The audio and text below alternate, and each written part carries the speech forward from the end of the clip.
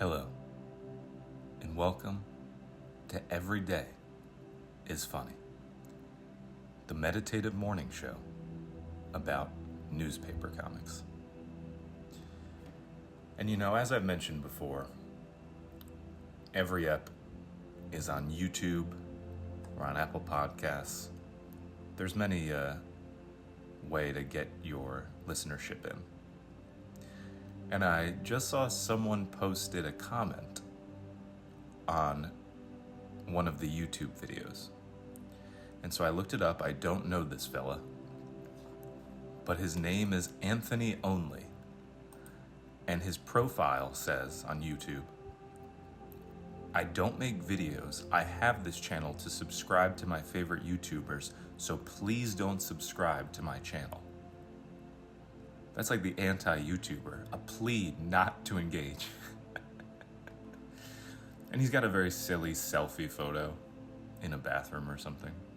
And so I looked at his comment on my video, and it seems like punctuation is not this guy's strong suit because there's no period in sight throughout this message. But here we go. I found this fascinating, so I had to share. This is on episode 1.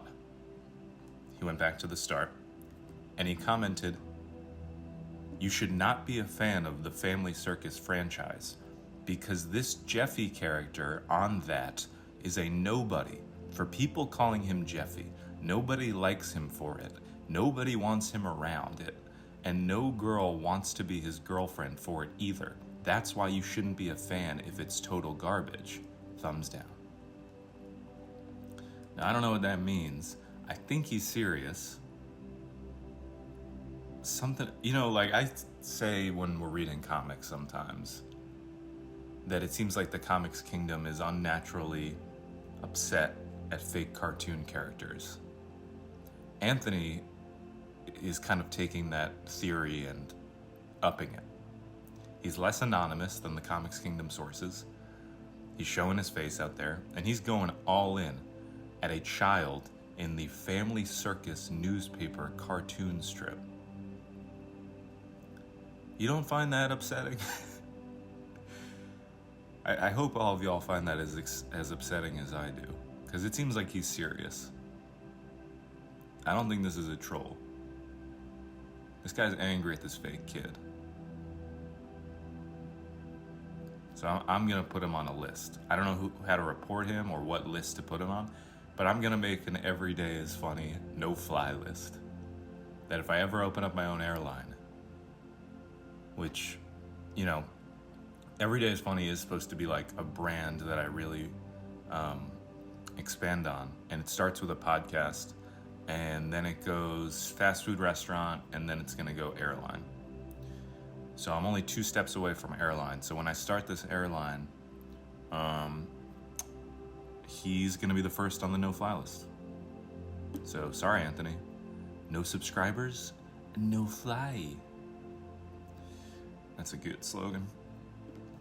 One other thing I did want to mention before the comics is you may have noticed if you follow our Instagram page, I got a haircut. I'm rocking it. It looks, I'm looking pretty fresh. And I got that haircut on Sunday, and I went to the barber, a guy I've gone to now for a bit. And I find the barber is dangerous because the barber is conversational, and you both have to talk, and you just start saying something. And he started talking about his 4 dogs and how he brought them to a nearby town's dog day, where everyone brings their dog, dogs are judged, dogs are everywhere. And it sounded like heaven on earth to this guy, to this barber. And I said, as a cat owner, they should do the same for cats. They should have a cat day. And he said, "You should start it." And I was like, yeah, I'll start it. And he said, do it. He has this, I don't know where exactly he's from, but he just got all new teeth in. And something about his accent mixed with like his fresh set of teeth, he kind of sounds like a Bond villain. And he's like, start it. And I'm like, yeah, boy, yeah, I'll start a cat day. And then he said, I'll only take a small percentage. because like he helped me come up with the idea. And as we started talking about Cat Day, it got to the point where I didn't realize if we were still doing a bit or if I really, because like this is the problem with barbers. You just talk and you think it's conversational, but he doesn't really know my personality. He doesn't know if I'm a silly Billy, which I am, notorious for it. So I was like, does he really think we're starting a Cat Day and that he's involved? I couldn't tell if this was a bit anymore. Did I enter into an oral binding agreement to start Cat Day? And then then I just got upset. I was like, if he's counting on me, I don't know how to do this. Do I go to town hall? How do you start a holiday and a big event like this? Am I really passionate enough to do it? I love my cat, but do I love all cats everywhere? No, I don't think so. And what would happen at Cat Day? Cats aren't as easily guided or maneuverable as dogs. Would there be competitions for the coolest cat? Who would judge? I don't know. So this is something I have to think about. Maybe like Every Day is Funny sponsors Cat Day. And he said he was only going to take a small percentage of anything I get out of it, so maybe it's worth looking into. But maybe I'm going to say today, so then I can maybe plan to have Cat Day be like next year, like plan the whole event. But I'm saying right now, Wednesday, June 5th. I don't know if there's any other holidays I'm conflicting with here, but today is the first official Cat Day, as decided by me. And so we can get that groundswell of support for the holiday going so that by next year on this day, there will be enough fanfare for a proper celebration. Happy Cat Day, everybody. From your boy, Addio. All right, let's get to the comics. Because Anthony on YouTube mentioned Family Circus, I feel the need to check out some Family Circus. So let's look at it. Oh my gosh, the Kismet. The little boy and his dad are leaving a barber shop. See, this is what Every Day is Funny is all about. It's about these coincidences. It's about putting something into the earth and then the earth twisting it back and boomeranging it right back to you. Am I getting sillier on this show? Anyway, okay, this is amazing. They're leaving a barber shop. The little kid's wearing a hat. Maybe he's not happy with the haircut yet. And he says, "Now my cap is loose." I like this because we've never seen him wear a cap before. It's not like something he's passionate about. This kid is dressed amazingly cool. I feel like we haven't seen him dress this fly yet, but he's looking great. And that's funny.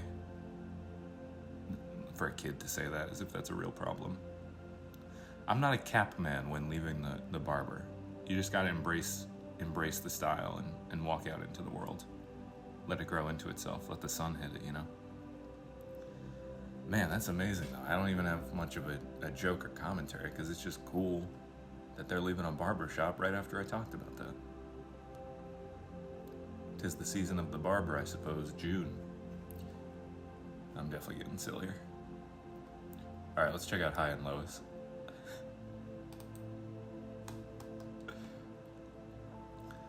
Okay. Lois has a friend over with purple hair. I didn't need to say she had purple hair, but it does seem to be a defining characteristic. A child and a baby are on the floor near them. The baby just says Baba because he's very young. The other child thinks, "You won't be a newborn for long. I ought to know. I wasn't born yesterday." Okay. It seems like it's to play on the phrase, "I wasn't born yesterday," but there was nothing to question the child's intelligence. So I don't really understand it as a joke. More a sad reflection on life that this child is already having when they're a year old or less. Imagine how sad they're going to be looking back when they're like 10, 20, 30. Like they're already grieving the loss of innocence. Golly. That is sad. Like in the second panel, she just looks distraught. Like, I ought to know. Good times won't last. Oh, weird. This is all weird. Alright. Rex Morgan time. Let's do it. We gotta see. Corey, the bully. Will the bully come back? Yesterday, I should set this up in case new people are listening. There's this comic, Rex Morgan MD, about a doctor and his family, but right now the author is taking us on a side quest to follow a boy named Corey in middle school and his friend Parker dealing with a bully. That was a pretty good elevator pitch right off the top of my head. Wednesday, June 5th. Parker is leaving the lunch table, leaving Corey to eat. Parker says, I gotta go get some stuff from my locker. See you in class. Corey says, okay, Parker. Then Parker's in the hallway. He says, no sign of the bully boy. That's good. But then, in the third and final panel, we see a boy enter into frame who is looking fiendishly at Parker from behind as if he's about to kill him. So he must be a bully, but I don't think it's the same bully, because the other bully was wearing a green shirt. This guy's wearing a black shirt. Is this whole school against Parker? This is insane. He's gonna have a third bully incident, but with a second bully in the same day? Parker should be hiring security. Oh my gosh. He shouldn't be walking anywhere alone. He shouldn't be leaving Corey alone at the lunch table. And what does he have to get from his locker that's so cryptic?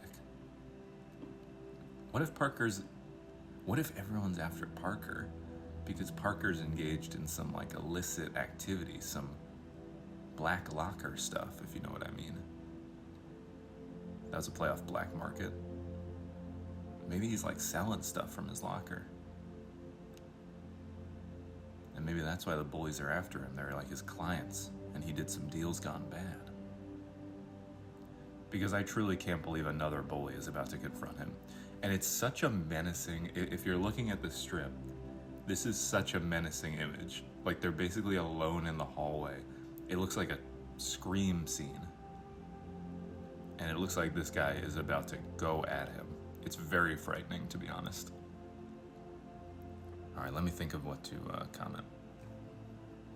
Okay, I'm gonna comment, cue the Ennio Morricone score, The Bully with No Shame. So that's a fun, because it looks like there's gonna be a Western, a Wild West standoff. This is a fun pop culture reference that I think the Comics Kingdom community will appreciate. Playing off the man with no name, the bully with no shame. So that's really funny. And I italicized bully and shame to make sure it's clear that those are the two differences in the title. So again, that's really funny. All right, let's end. All right, time to wind down for this Wednesday, June 5th. Hope you have a wonderful rest of your day. And remember, every day is funny.